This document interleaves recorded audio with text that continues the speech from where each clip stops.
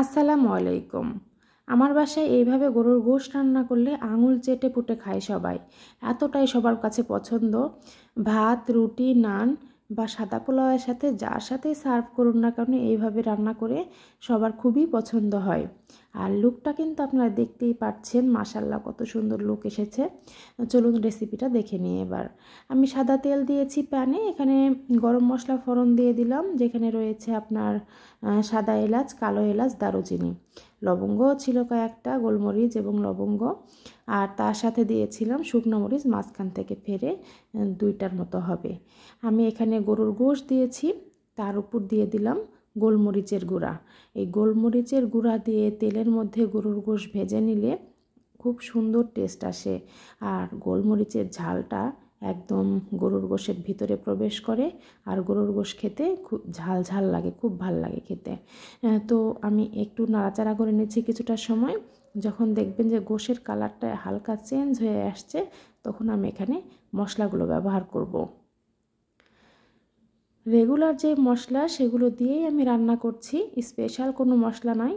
স্পেশালের মধ্যে এই যে এখন যেটা দিলাম, আমার শাহি গরম মশলার গুঁড়া, যেটা আমি আমার পেজে আপলোড করেছি ভিডিও, আপনারা চাইলে দেখে নিতে পারেন। তারপর দিয়েছি জিরার গুঁড়া, ধনিয়ার গুঁড়া ছিল ওটা, আর জিরা বেটে দিয়েছি, আদা বাটা, রসুন বাটা আর পেঁয়াজ বাটা দিলাম ভরে ভরে 3 চামচ।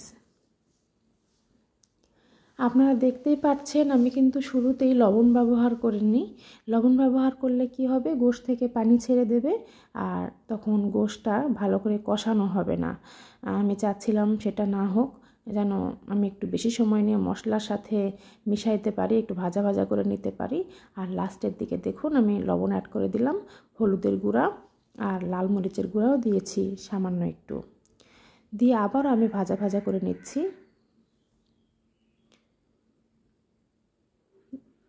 যতক্ষণ না পর্যন্ত গোশের কালারটা চেঞ্জ হয়ে আসছে, ততক্ষণ আমি এটা কড়াইয়ে রেখেছি। এই কাজটা চুলার পাশে দাঁড়িয়েই করতে হবে, তা না হলে যে কোনো সময় তলায় ধরে যেতে পারে। দেখতেই পাচ্ছেন আমি কিন্তু নাড়তেই থাকছি। আর সরাসরি পানি দিতে যাবেন না, এই রেসিপিটা করার সময় সরাসরি পানি দিলে কি হবে, কালারটা সুন্দর আসবে না।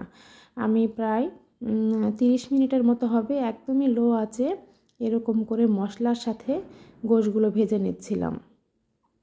যখন দেখবেন যে একটু ভাজা ভাজা হয়ে গেছে, মশলাগুলো গোশের গায়ে সুন্দরভাবে লেগে গেছে, ঠিক সেই সময় আমি 1/2 লিটার পরিমাণ পানি অ্যাড করে দিয়েছি।